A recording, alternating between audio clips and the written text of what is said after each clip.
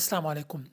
हर साल बोर्ड के एग्ज़ाम्स में, चाहे वो फर्स्ट एनुअल एग्ज़ामिनेशन या फ्रेश एग्ज़ाम्स हैं, चाहे वो सेकंड एनुअल एग्ज़ाम्स या फिर सप्लीमेंट्री एग्ज़ाम्स हैं, उनमें काफ़ी सारे स्टूडेंट्स ख़ास तौर पे पेपर कोड और एमसीक्यूज़ के जो बबल्स हैं, उनमें मिस्टेक्स करते हैं और रोल नंबर की मिस्टेक्स भी करके आते हैं।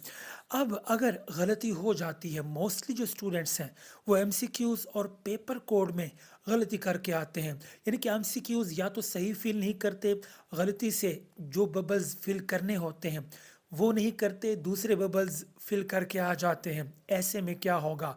या फिर पेपर कोड अगर नहीं लिखते, या फिर पेपर कोड ऊपर तो आपने लिख दिया लेकिन नीचे जो बबल्स थे वो फिल नहीं किए, या फिर अगर बबल्स गलत फिल हो गए, या फिर बबल्स और पेपर कोड दोनों गलत हो गए, तो ऐसे में क्या करना चाहिए? किस तरह आप इस प्रॉब्लम को सॉल्व कर सकते हैं?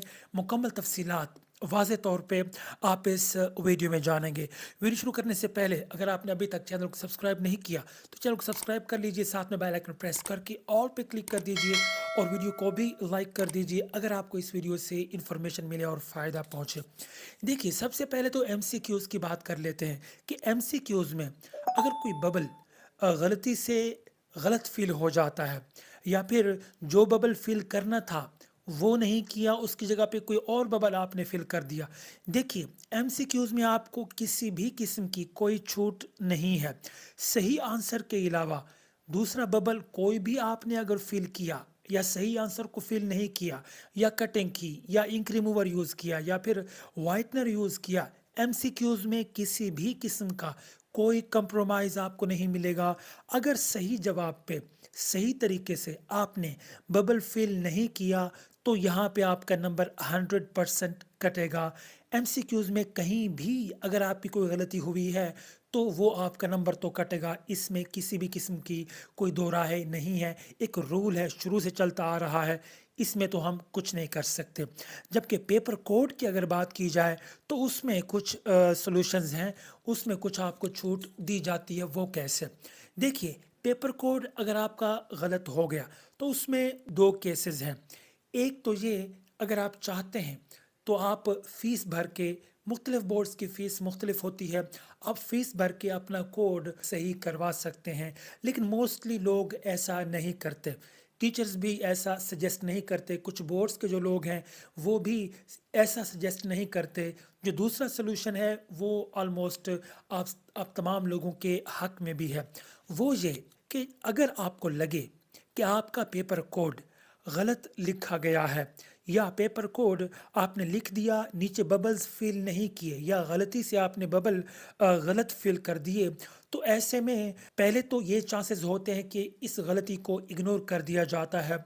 मोस्टली चांसेस में इसमें कोई प्रॉब्लम नहीं होती, लेकिन क्योंकि गलती है तो चांस है कि आपका जो पेपर है वो थोड़ा आगे पीछे हो सकता है, या बोर्ड में कोई एतराज़ भी लग सकता है। तो क्या करना चाहिए आपको? फर्स्ट ऑफ ऑल आप वेट करें रिज़ल्ट का।